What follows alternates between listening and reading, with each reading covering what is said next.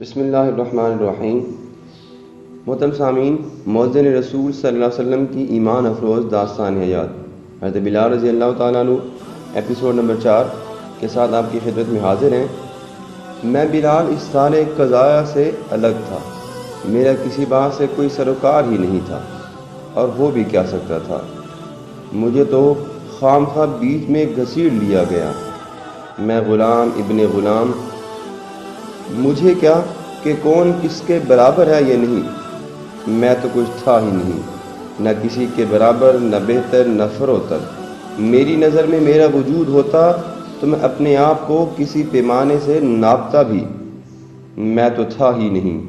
امیہ کے الفاظ میں غصہ بھی تھا، طنز بھی، اور اسی طنزیہ لہجے میں یہ سوال پوچھتے ہوئے وہ اپنا ایک ہاتھ پیالے کسی شکل میں عمار کے منہ کے پاس لے گیا۔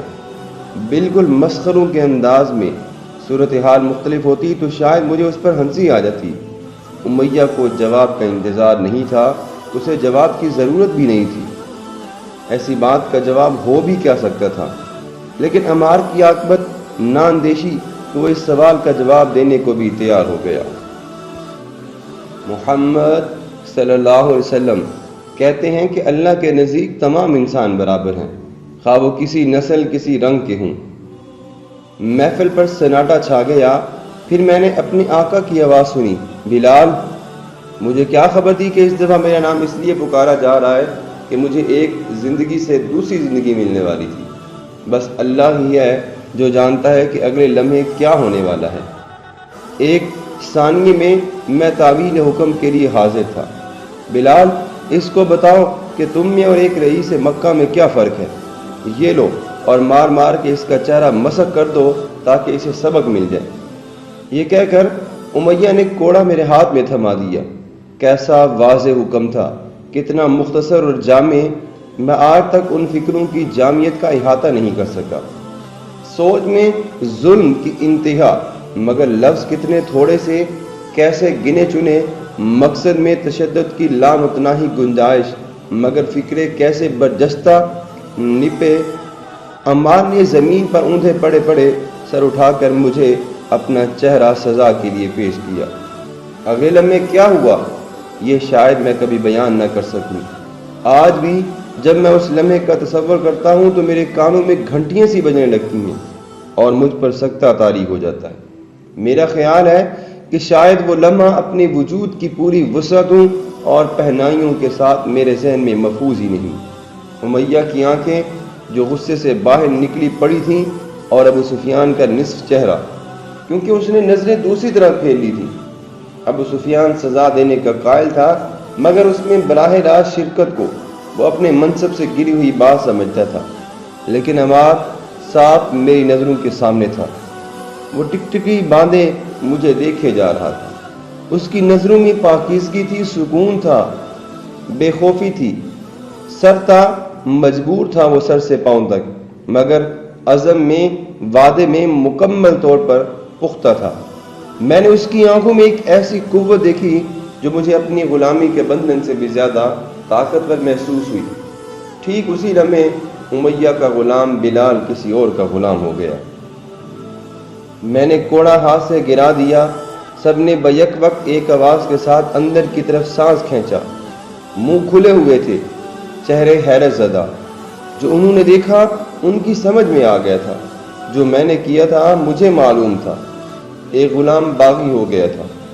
عمار نے گھسٹتے گھسٹتے ہاتھ بڑھا کر کوڑے کو پکڑنے کی کوشش کی اور بالآخر وہ کامیاب بھی ہو گیا۔ کوڑا پکڑ کر اس نے اپنے لرزدے ہاتھوں سے دوبارہ میرے ہاتھ میں کوڑا تھما دیا۔ وہ آہستہ آہستہ کچھ کہہ بھی رہا تھا۔ اس کی سرگوشی میرے دماغ میں چیخوں کی طرح گونج رہی تھی۔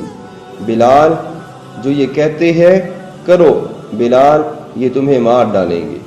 لیکن اس بار جو میں نے کوڑا نیچے پھینکا تو میرے اوپر جیسے نور کی پھوار پڑ گئی۔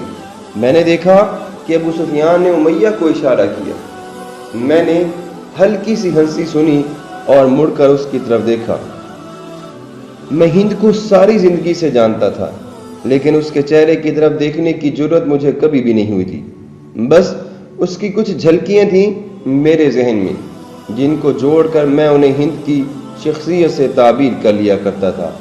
مجھے یقین نہیں آتا تھا کہ آج میں نے اسے سر سے پاؤں تک دیکھ لیا ہے۔ امیہ کا چہرہ ٹھہرا ہوا تھا، وہ غیر معمولی طور پر چپ چاپ بھی تھا۔ پھر ایک دم میری طرف دیکھتا اور کہنے لگا، بلال، اگر تمہیں یہ عزم ہے کہ تم انسان ہو اور یہ کہ تمہیں بھی خدا رکھنے کا حق ہے تو کان کھول کر سن لو، تمہارے خدا وہی ہوں گے جو تمہارے آقا کے خدا ہیں۔ کوئی نیا خدا میرے غلام خانے میں کبھی بھی نہیں لایا جا سکتا۔ پھر امیہ نے باہر نظر دوڑائی اور کہا، تمہاری اصلاح کرنی پڑے گی، لیکن آج نہیں۔ میں سورج کے نصف نہار پر آنے کا انتظار کروں گا، آج وہ ذرا ڈھل گیا ہے۔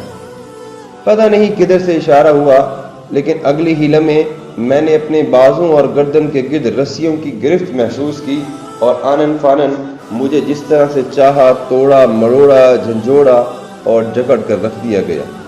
میں غلام تھا، غلام ابن غلام۔ کبھی نافرمانی کا تصور بھی نہیں کیا تھا، لیکن اس وقت میں ضرورت سے زیادہ فرما بردار بھی بنا ہوا تھا۔